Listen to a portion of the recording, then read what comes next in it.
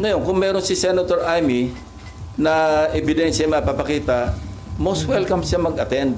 Huwag niyang kaming siraan na pinagbabawalan na implicate si former Speaker Romualdez. Kaya sa Lunes, kung meron siya pinanghawakan, pumunta siya, kung gusto niya, bibigyan ko siya ng isang oras para ilahad-lahat yung kanyang ebidensya kung meron. Sir, anong ibig sabihin sa complicity ni Secretary Bonoan doon sa previous Coast Flood Control Project? Well, maliwanag. Maliwanag kasi even sabihin natin hindi siya maging principal, sa cover up pa lang, no?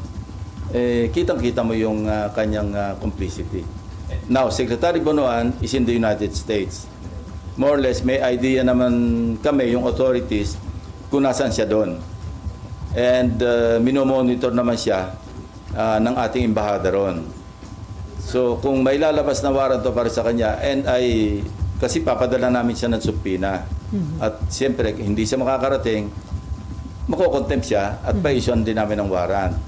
Even in the absence of a judicial warrant, we can request the proper authorities para maibalik siya sa Pilipinas. Sir, may criminal liability na tingin nyo yun sa pag-cover up niya? Hindi lamang doon kasi sabit na nga siya, di ba? In-implicate na si Bernardo na tumatanggap siya, binadalan siya ng 1 billion pesos doon sa sinasabing listahan na hinandle ni Bernardo. So, kumbaga minor lang itong pag-cover up niya sa complicity o sa criminal case o cases na haharapin niya. So sir, sa halip na makipag-cooperate, nag-submit pa siya deliberately ng incorrect. Well, that's part of misleading Malacanang. Kasi yung sinabit niya sa PMS, yun niya, incorrect. And this information came precisely from the DPWH. Kasi na-check nga nila na mali-mali.